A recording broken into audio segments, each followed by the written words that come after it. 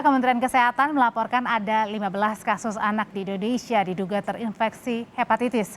Menteri Kesehatan meminta Dinas Kesehatan dan rumah sakit meningkatkan pengawasan terhadap kasus hepatitis akut. Kementerian Kesehatan melaporkan ada 15 kasus anak di Indonesia diduga terinfeksi hepatitis. Kementerian Kesehatan juga menyebut sudah ada 4 kasus dugaan penularan hepatitis akut. 3 kasus pertama di Indonesia dilaporkan pada 27 April 2022. Sebanyak 3 pasien anak dirawat di Rumah Sakit Dr. Cipto Mangunkusumo, Jakarta. 1 kasus lain di Tulungagung, Jawa Timur. 1 anak berusia 7 tahun diduga terinfeksi hepatitis akut. Keempatnya meninggal setelah dirawat beberapa hari di rumah sakit. Oleh karena itu, Menteri Kesehatan Budi Gunadi Sadikin meminta rumah sakit dan Dinas Kesehatan untuk memonitor penyakit ini. Budi menyebut virus hepatitis akut menular melalui asupan makanan yang masuk melalui mulut. Lebih lanjut, virus hepatitis ini mayoritas menyerang balita dan anak-anak di bawah usia 15 tahun. Untuk itu, Budi meminta masyarakat agar lebih menjaga kebersihan dan waspada terhadap gejala hepatitis akut. Tanggal 27 April, jadi 4 hari sesudah WHO menyampaikan adanya outbreak di Eropa ini, Indonesia menemukan 3 kasus di Jakarta. Dan tanggal 27 April itu kita sudah langsung mengeluarkan surat edaran agar semua rumah sakit dan dinas kesehatan melakukan surveillance monitoring terhadap kasus ini. 30 April Singapura mengumumkan kasus yang pertama dan sampai sekarang kondisinya di Indonesia ada 15 kasus. Secara umum, gejala awal penyakit hepatitis akut adalah mual, muntah, sakit perut, diare yang terkadang disertai demam ringan.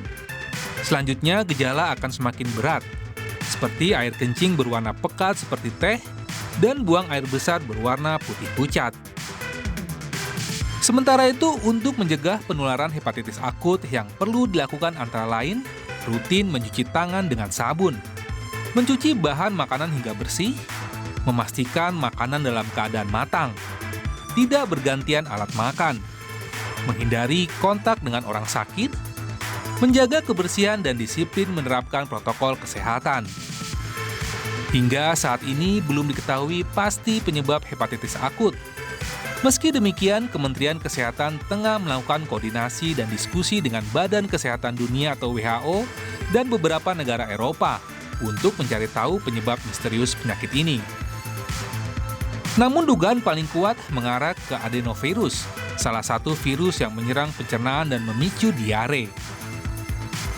Tim Liputan, Kompas TV. Mengetahui lebih jelasnya mengenai penyakit hepatitis akut ini, kita sudah bergabung dengan juru bicara Kementerian Kesehatan, Ibu Siti Nadia Tarmizi. Selamat sore, Bu Nadia.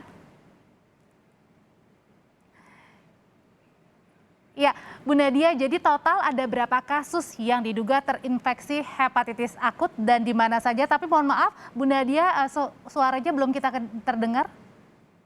Ya, baik. Mungkin sudah terdengar ya saat ini? Ya, sudah aman, Ibu. Oke, baik.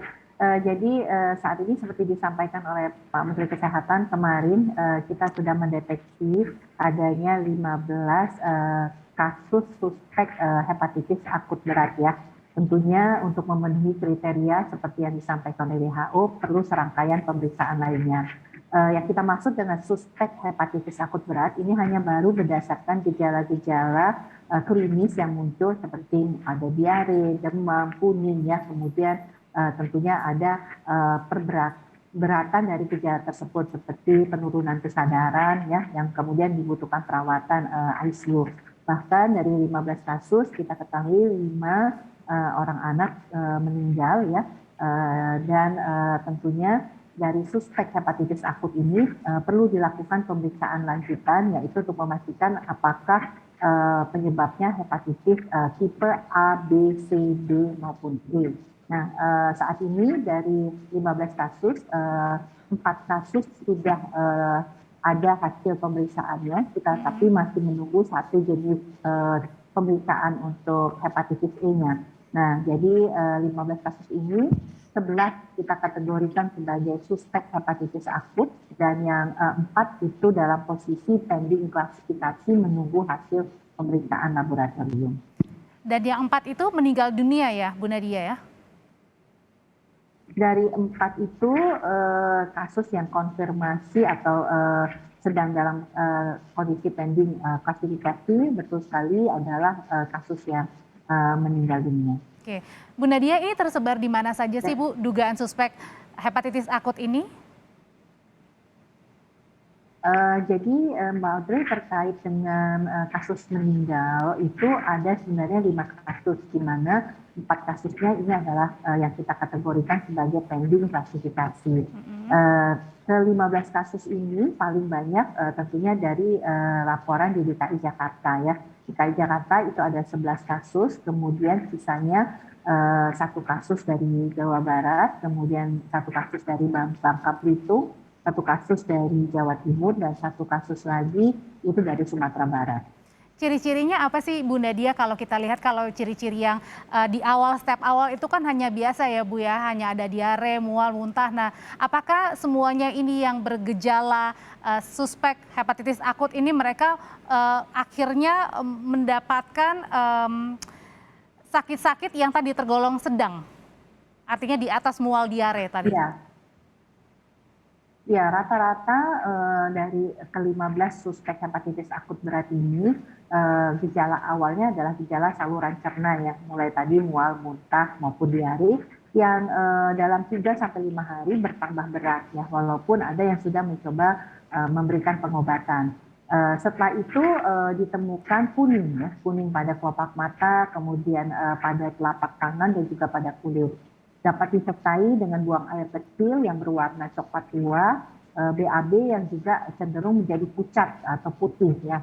Nah, dalam hitungan hari sampai dengan 1 minggu, pasien ini bisa menjadi berat dengan terjadinya penurunan kesadaran dan kejang-kejang.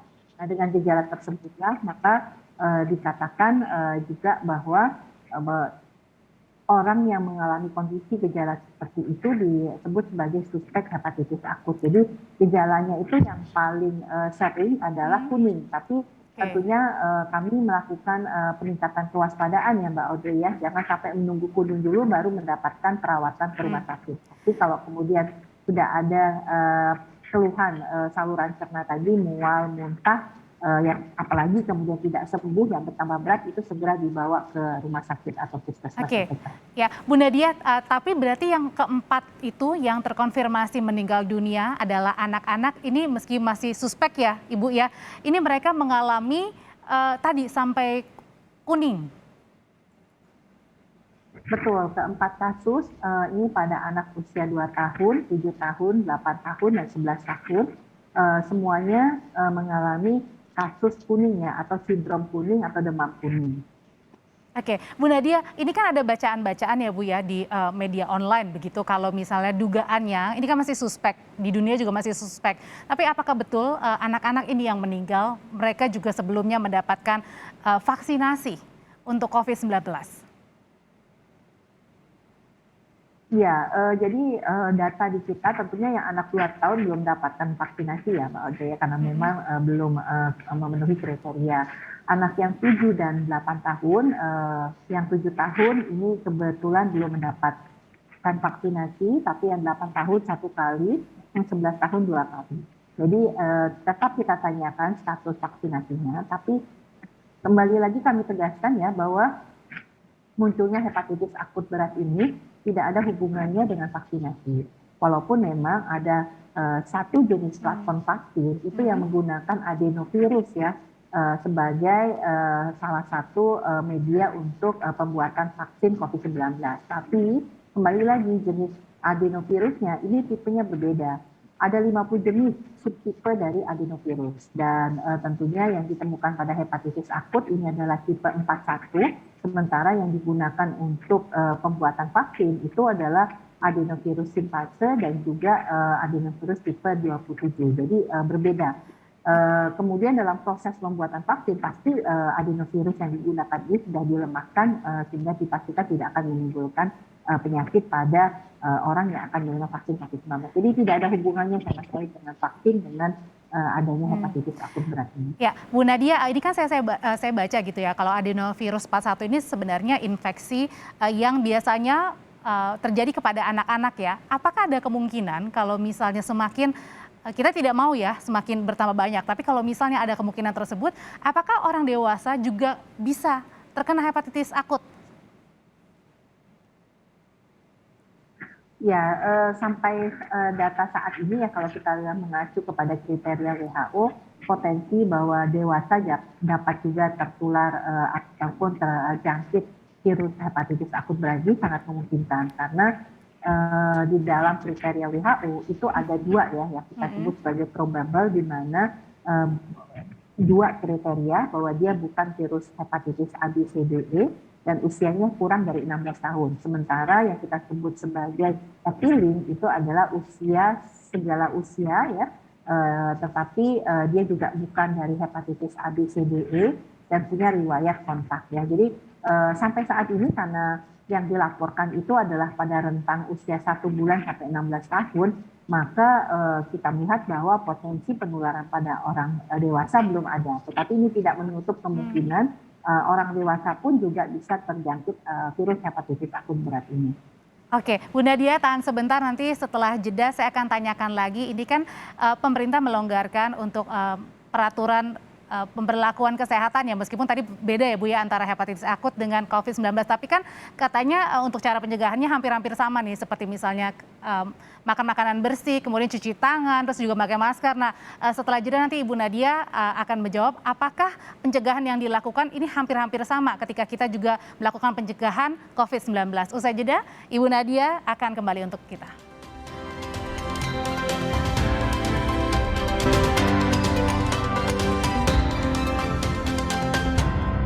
Konten-konten yang diperjualbelikan dan mengandung unsur-unsur pornografi.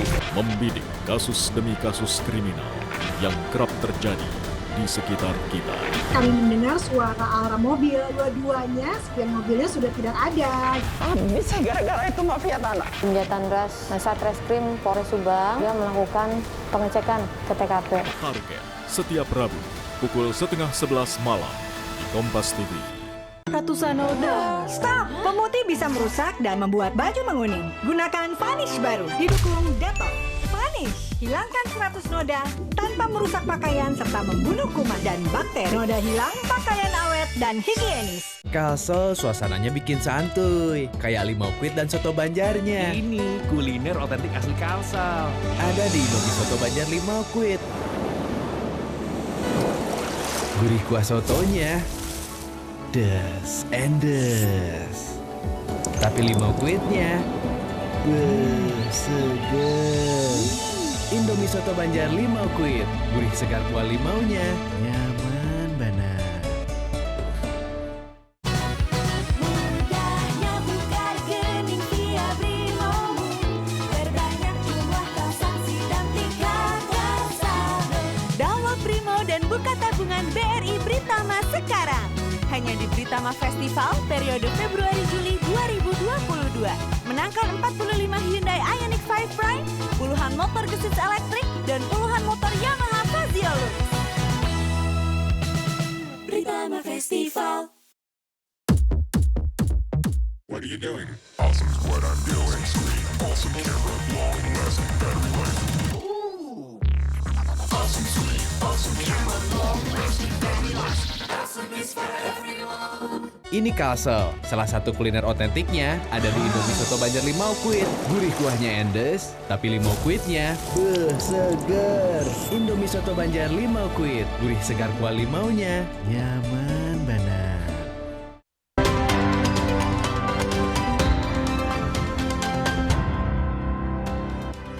Masih bersama dengan Ibu Siti Nadia Tarmizi. Bu Nadia, jadi kalau misalnya dilihat kan cara untuk pencegahan secara dini adalah hampir sama ya ketika kita pencegahan COVID-19. Nah, apakah itu artinya terus berlanjut ataukah mungkin ada pembeda khusus yang harus kita lakukan pada saat mau mencegah hepatitis akut ini? Nah, tapi Ya, jadi, Bu Nadia mohon maaf, tapi sebelumnya saya juga ingin menginformasikan buat Anda pemirsa untuk bisa gabung bersama kami menanyakan langsung ke juru bicara Kementerian Kesehatan, bergabung bersama kami di nomor telepon 021 548 4245 021 548 4245. Nanti langsung Ibu Nadia akan menjawab. Silakan Bu Nadia. Ya, jadi kalau kita lihat ya, penyakit hepatitis akut ini kan sebenarnya suatu kewaspadaan ya dari WHO. Jadi bukan suatu seperti COVID-19 yang sudah dinyatakan sebagai suatu pandemi. Banyak penyakit ya, setidaknya ada 11 penyakit ya yang sudah masuk dalam disease outbreak list dari WHO ini, yang merupakan sistem kewaspadaan yang dibangun ya terkait bagaimana kita mengantisipasi kemungkinan penyakit-penyakit yang bisa berpotensi menimbulkan kejadian luar biasa. Nah, tentunya mengapa kemudian ini menjadi salah satu yang disampaikan oleh pemerintah. Nah, artinya kita pada saat ini kan sedang pada masa mudik dan masa arus balik ya, Mbak Adri ya. Nah, artinya ini harus kita waspadai karena biasanya kan kebersihan personal higiene itu biasanya akan sangat mempengaruhi ya dalam proses perjalanan mudik maupun arus balik ini. Dan sementara potensi untuk hepatitis ini kan tadi penularannya melalui makanan. Oleh karena itu kita ingin memastikan bahwa masyarakat dalam mudik berkumpul dengan keluarga, bahkan menyelenggarakan halal bihalal itu tetap memperhatikan hal-hal terkait personal higiene dan sanitasi, termasuk cuci tangan ya. Kemudian menggunakan alat makan diri ya, tidak bercampur ya dengan orang lain. Kemudian memastikan tidak jajan sembarangan ya. Jadi kalaupun ada halal bihalal, pengelolaan makanannya harus bersih, menggunakan air yang sudah dimasak dan tentunya hal-hal lain terkait bagaimana pencegahan melalui makanan ini bisa kita lakukan. Nah, memang di sisi lain ada virus adenovirus yang salah satunya adalah menyebabkan penularan pada saluran pernafasan, yang artinya bisa terjadi penularannya ini bisa melalui udara atau airborne. Nah, ini makanya kemudian tadi Abdul sampaikan ya, hampir mirip ya pencegahannya, tetap pakai masker, menggunakan masker juga gitu ya. Kerumunan. Betul ya, jadi ini adalah cara-cara yang bisa kita lakukan secara awal. Selain deteksi dini, ingat bahwa untuk memastikan seseorang itu apakah dia hepatitis akut berat ya, dia harus kita periksa dengan pemeriksaan laboratorium. Tetapi untuk mengenali dan mendapatkan penanganan lebih cepat tadi, mengenali gejala-gejala saluran cerna, bahkan kalau sudah kuning itu bisa jadi merupakan stadium lanjut dari infeksi ini.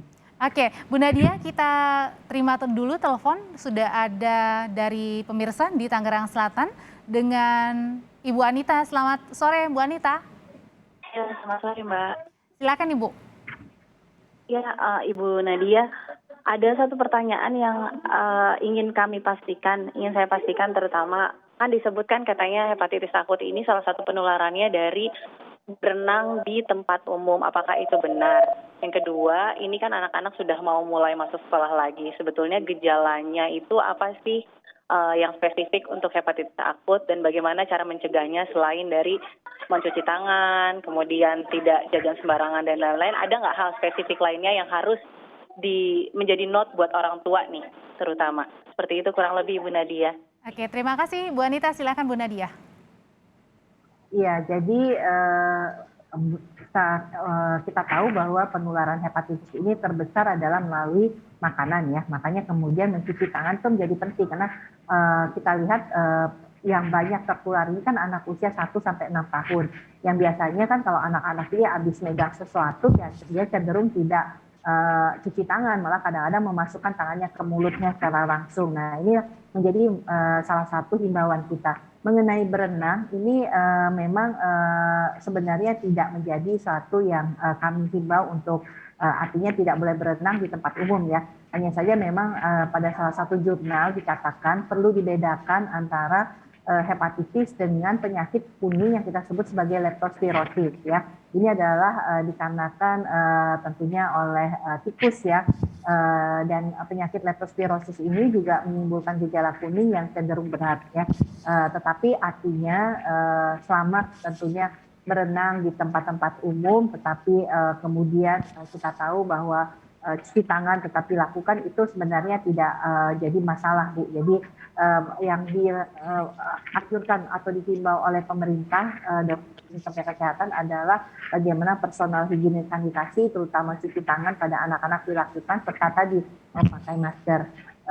Yang kedua, pertanyaannya ya, upaya untuk pencegahan ataupun karena saat ini sudah mau PTM, jadi tidak ada kira-kira yang tentunya perlu kita evaluasi dalam kaitannya adanya hepatitis akut berat ini dengan PTM.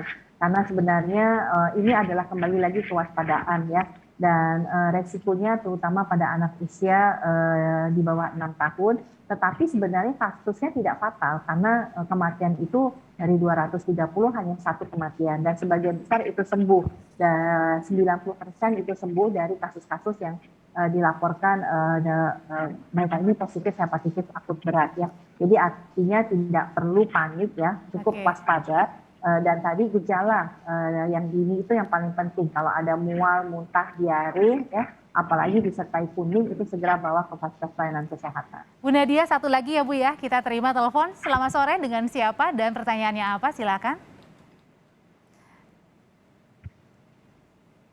Ya. Halo, selamat sore.